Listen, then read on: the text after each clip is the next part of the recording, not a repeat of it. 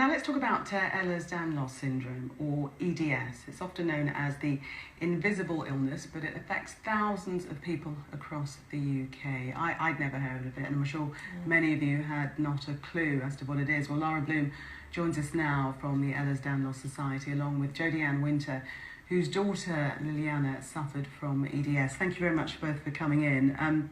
Lara, if you explain, first of all, what it is, how many people it affects. Most people will never have heard of it.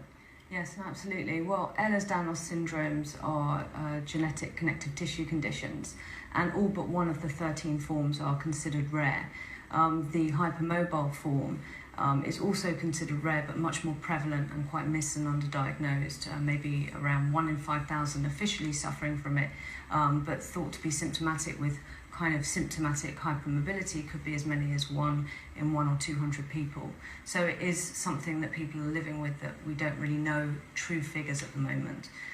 And you say a lot of people underdiagnosed or misdiagnosed even. Sure. Yeah, no, because actually recently this year has been quite a kind of momentous year for the syndromes, because we had the new diagnostic criteria published in March, and the last time that happened was 1997.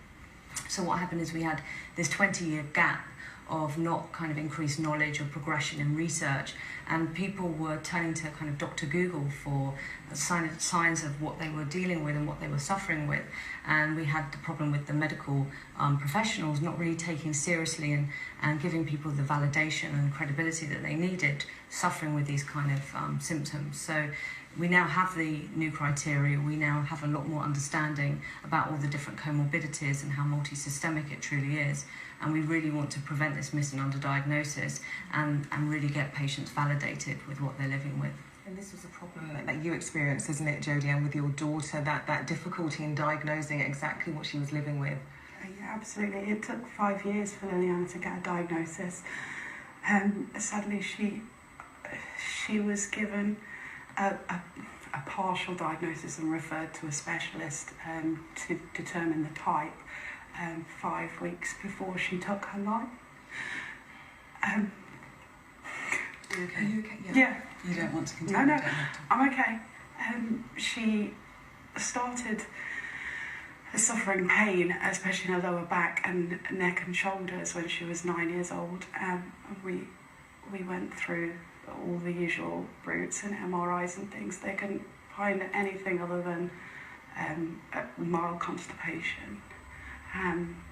But she was struggling to sit down, and she was very active. She had horses and she did a lot of horse riding, and she wanted to be an eventer, and she was training with all the right people to go. You know, her dream was to go to the Olympics, and she had to stop her training when she was 11 because she couldn't do it anymore. She was in so much pain. Looking at a lovely picture of her now, that previous one with the horse, and the whole time while you were trying to establish a diagnosis, she was in tremendous pain. Yeah, and it was getting worse and worse and worse, and it was spreading throughout her body. There was no physical, you couldn't see anything wrong with her, and so she learned to smile in the right places, and she didn't want people to think that she was weak and that she was attention seeking. So she internalised all of her problems, and she decided not to talk about it, because she tried for nearly 2 years to get some kind of diagnosis and some kind of answers, and she was told it was just growing pains or,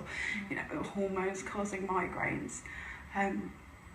But after the 2 years of not being listened to and not being understood, she felt like she was being judged, so she internalised everything. She stopped talking about it, and that was the beginning of her mental health problems.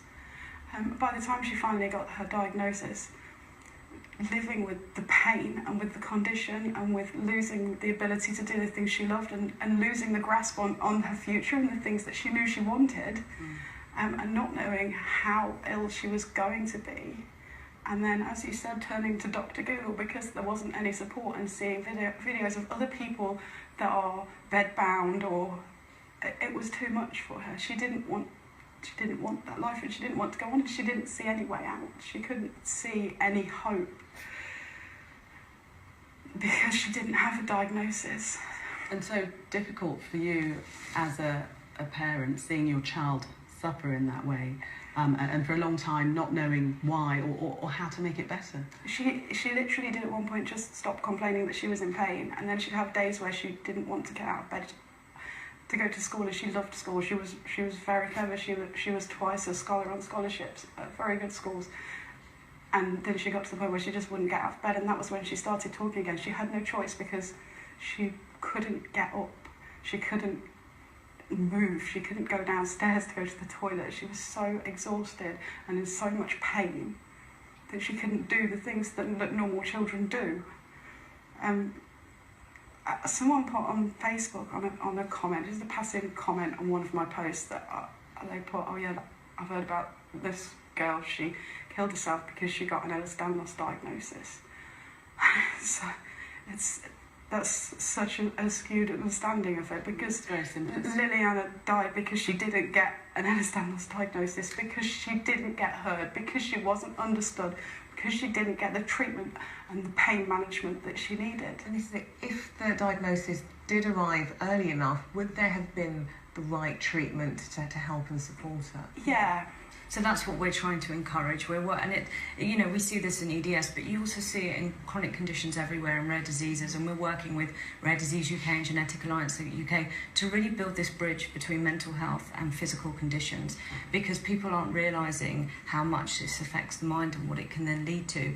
And what we're really seeing in EDS, which is, it's not unique, but we're seeing it more and more, is this journey to diagnosis is so difficult, and it's these patients are just feeling neglected, and so they're becoming much sicker, not just mentally but physically too. It's not necessarily EDS that leads to disability, it's the deconditioning, it's the body shutting down because it can't move because of all the pain, and it's not getting the opportunity to see the right physios and doctors to actually give you the quality of life that you could deserve. And then we're seeing these tragic cases of a 13-year-old girl saying that the option to kill yourself is less painful than to live with this condition where nobody is believing you, listening to you, managing you or treating you, and it just simply has to stop.